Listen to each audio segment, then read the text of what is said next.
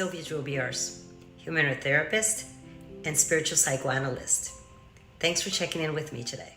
Today we're going to talk about insomnia. And as I always do, I will present insomnia to you in the clinical sense and also spiritually speaking. So you have a better understanding of what it is that is causing you to stay awake at night. And if you have had insomnia or know of somebody who has insomnia, you will always hear the same things, or you're always going to experience the same problems while you're having the insomnia, which is not only the lack of sleep, but also what comes with that lack of sleep. Those feelings of not being able to stay awake during the day, that fatigue that just doesn't go away, no matter how many cups of coffee you drink, it just drains you and eventually takes you to a path where you're physically sick. Clinically speaking, insomnia is a common sleep disorder that can make it hard to fall asleep, hard to stay asleep, or cause you to wake up too early and not be able to get back to sleep. You may still feel tired when you wake up.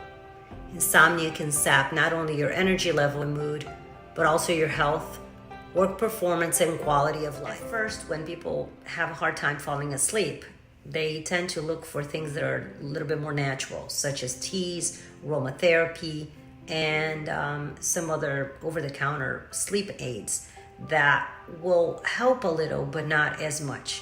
So if you then decide to go to your medical doctor, he will prescribe something a little stronger, which then will give you some mild side effects. But as you continue to depend on these medications, it will make it even harder for you to just give up on them, and you will go back to having your insomnia, which was never cured to begin with. So that's why it's always important to look and see, why do you have that insomnia? What is the cause of it? So if we're really trying to get rid of it or completely take away insomnia from our life, we have to go to the root of the problem. And physically speaking, yes, we can do some tests. We can do a blood test and try to figure out if we have a hormonal imbalance or any other physical problems that might be causing that insomnia.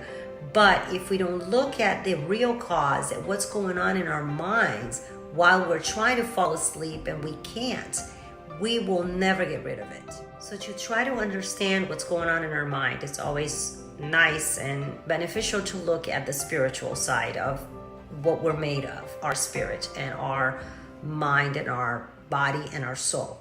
And that's where spirituality comes into, and that's how spirituality will explain what insomnia is.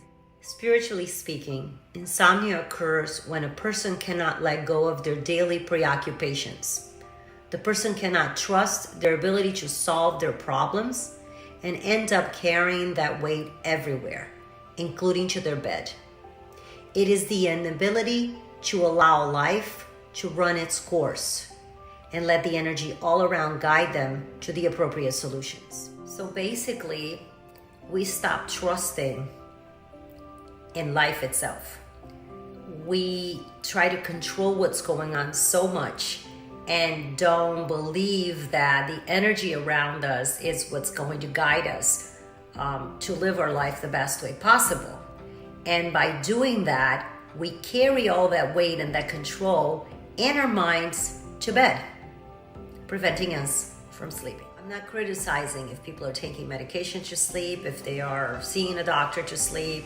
Whatever is their choice, it's up to them. Each person decides what they're going to do with their life. I'm simply presenting and educating people in a different way to see things. And basically, if you look at it in a more natural way, it's much better for you as a person, in your body and in your mind. It will just have less effects for you. Much better positive effects, less negative effects. When you consider what's best for you, you will be able to find different options, and you will find something that resonates with you and that eventually will work for you.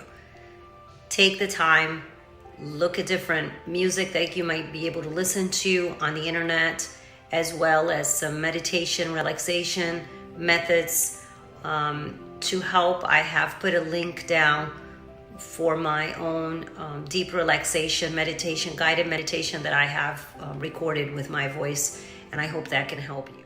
I hope that my information will be able to help you in some way, even as to give you some guidance of where to start. But I recommend that you look into different options because it is your health that you're after. And if you are rested, if you are sleeping well, you will function much better during the day and in your life, and you'll be in a better mood and in a better disposition to tackle life the way it's presented to us. Okay? So thanks again for checking in, and I hope to see you soon. Bye-bye.